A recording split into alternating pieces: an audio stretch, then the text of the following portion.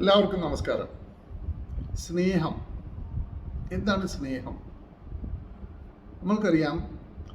പല കുടുംബത്തിലും വളർന്ന് വലുതായ സഹോദരന്മാർ സീരിയസ് ആയ പിണക്കങ്ങൾ അവരുടെ ഇടയിൽ സംഭവിക്കാറുണ്ട്. അത് പലപ്പോഴും കല്യാണം കഴിഞ്ഞതിന് ശേഷമായിരിക്കും. അതിൻ്റെ പൂർണ്ണ ഉത്തരവാദിത്വം പലപ്പോഴും ആ കയറി വന്ന ആ വീട്ടിലെ പെണ്ണായിരിക്കും എന്നുള്ളതാണ്.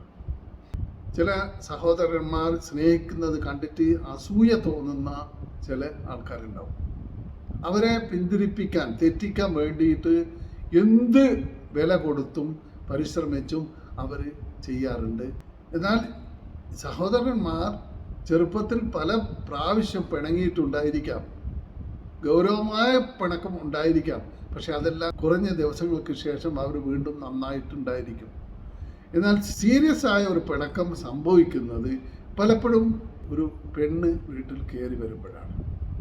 എല്ലാ സ്ത്രീകളെ പറ്റിയല്ല ഞാൻ പറയുന്നത്, ചില സ്ത്രീകൾ ഇത് സംഭവിക്കാറുണ്ട്.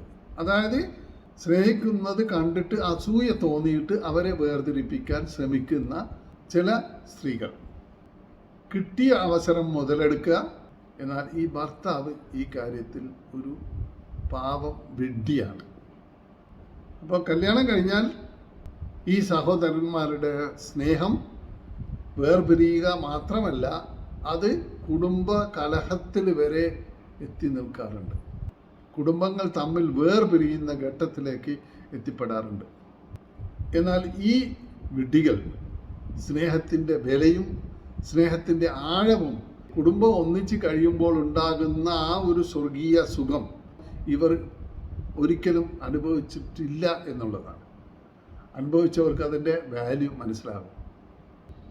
സ്നേഹത്തിൻ്റെ ആഴത്തെ പറ്റി ഒരു സംഭവം പറയാം. ഇതൊരു നടന്ന സംഭവമാണ്. നിങ്ങൾക്ക് എല്ലാവർക്കും അറിയാം, ടോൾസ്റ്റോയ് ഒരു വമ്പിച്ച എഴുത്തുകാരനാണ്.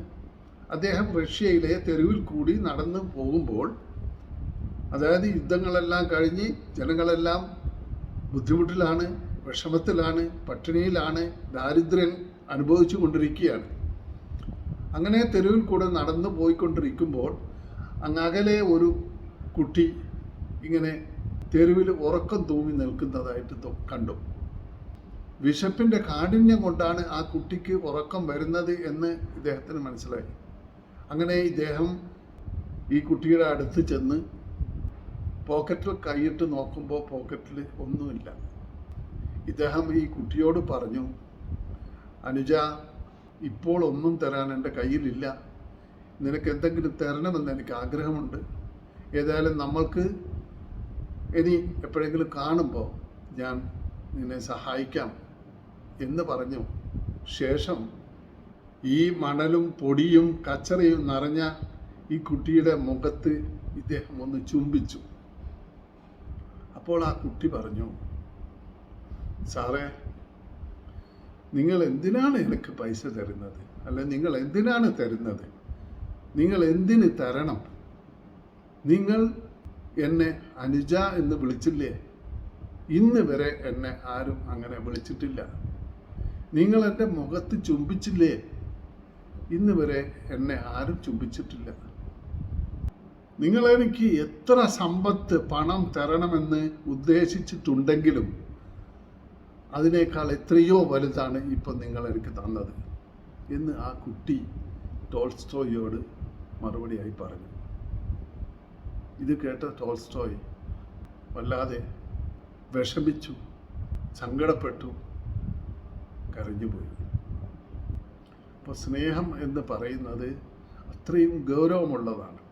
ഇതാണ് സ്നേഹം. എൻ്റെ ഈ വീഡിയോ ഇഷ്ടപ്പെട്ടാൽ വീഡിയോയുടെ താഴത്ത് കാണുന്ന ചുവന്ന സബ്സ്ക്രൈബ് ബട്ടൺ പ്രസ് ചെയ്യുക. ശേഷം വരുന്ന ബെൽ ഐക്കൺ കൂടി പ്രസ് ചെയ്താൽ ഞാൻ അപ്ലോഡ് ചെയ്യുന്ന ഓരോ വീഡിയോസും നിങ്ങൾക്ക് നോട്ടിഫിക്കേഷനായിട്ട് ലഭിക്കും.